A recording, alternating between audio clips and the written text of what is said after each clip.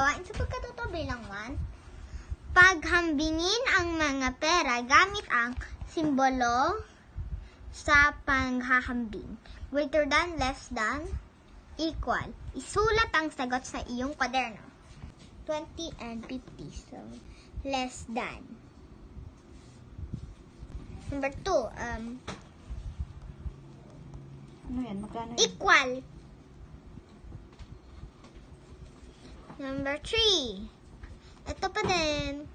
Greater than. Ito. 11. Tapos 11. Edi equal. Okay, there we go. Gawain sa pagkatuto bilang to. Paghambingin ang Presyo. presyo ng mga gamit sa paaralan sa halaga ng pera gamit ang greater than, less than, at equal. Isulat ang mga sagot sa iyong kwaderno. Okay, walang number 1. A, 20, pencil. 20, tapos ito naman 20, may 5, so 25. So, less than. Ito 20, tapos ito naman 10, 5. So, 15. Ito 20, so, greater than. Okay, ito naman, letter C. 365. Ito, 100 tapos 100.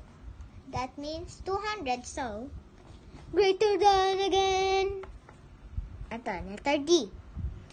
45 pesos. So, ito. Less than. Gawain sa pagkatuto bilang 3. Isulat ang halaga ng mga pera sa patlang. Paghambingin ito gamit ang mga simbolong greater than, less than, equal. Isulat ang sagot sa iyong kwaderno. Number 1. 20 plus 10 equals 30. Ito naman, 20 plus 20, 40. So, ito yung mas madami. Less than. Number 2. 10 plus 5. So, 25. Ito naman, 10 plus 5. 15. So, greater than.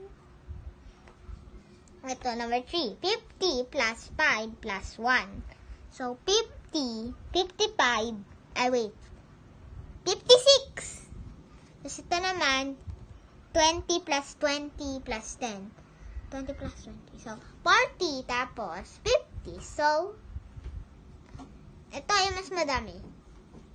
Wait, equal? 56, di ba? 56 to. Ito hindi. Yan, 50. So,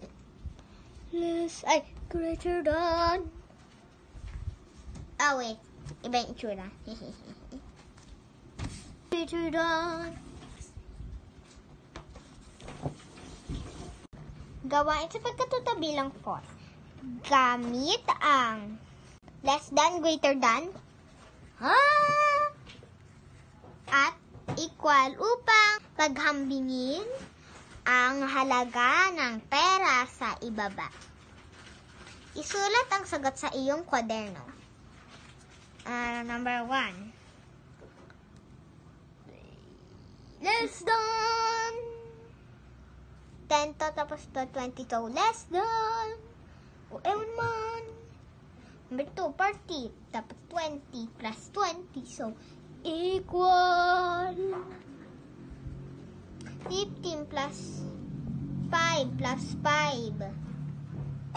20. So, less than. Walang greater than. That's so sad. I mean, meron pala. 40. 4. 100. 50 plus 50. Ano yun? 50 plus 50. 100 din. Equal. 5. 50. 20. 20. 20 plus 20. 20 plus 20. 40. So, less greater than